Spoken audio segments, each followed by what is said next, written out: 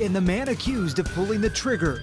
Plus, Houston connection. So we got to start questioning our mindset. What Channel 2 has learned about the man police believe pulled the trigger and the time he may have spent right here.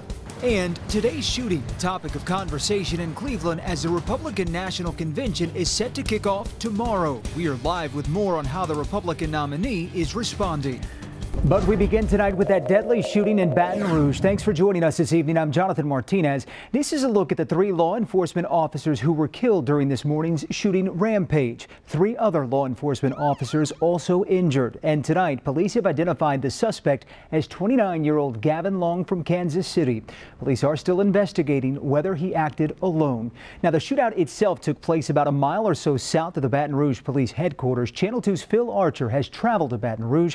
He joins us live with the very latest on the investigation there. Phil? This happened around 9 a.m. and police investigators have just left the scene here in Baton Rouge.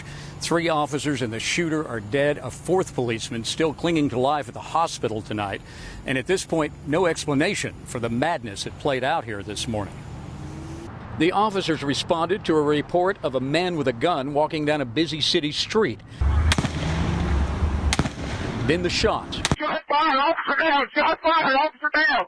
Got a city officer down, shot fired. Cody Burnell was home asleep a few blocks away. At first, I thought I was dreaming. I'm not going to lie to you. I really did. And I thought I just woke up from a dream. But it's real. Construction worker Brandy Van Sel saw a man on the ground and then another man running away. Kind of put me in shock for a second, but after a second or two, a man caught my eye. To the right, he was running in my direction with an assault rifle with his mask on, dressed in black. 3 officers were killed, identified as Baton Rouge police officer Montrell Jackson, a new father, and Officer Matthew Gerald, along with East Baton Rouge Sheriff Deputy Brad Garafola. 3 other officers were wounded, one still in critical condition. It's unjustified, it's unjustifiable. The violence, the hatred just has to stop. The gunman killed by police identified as 29-year-old Garvin Eugene Long of Kansas City, Missouri, reportedly a former Marine and a former student at the University of Alabama. So far, investigators say Long was the only active shooter, but 2 other men were taken into custody in a nearby town. They're being held as persons of interest. The motive is still unknown. The murders come within 2 weeks of the killing of Alton Sterling by Baton Rouge officers. That sparked daily protests and put this city on edge. Today, President Obama said an attack on police is an attack on all of us. And we as a nation have to be loud and clear that nothing justifies violence against law enforcement.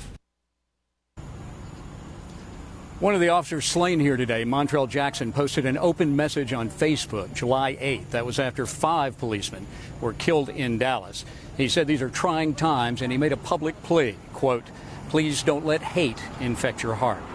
Reporting live in Baton Rouge, I'm Phil Archer, KPRC Channel 2 News.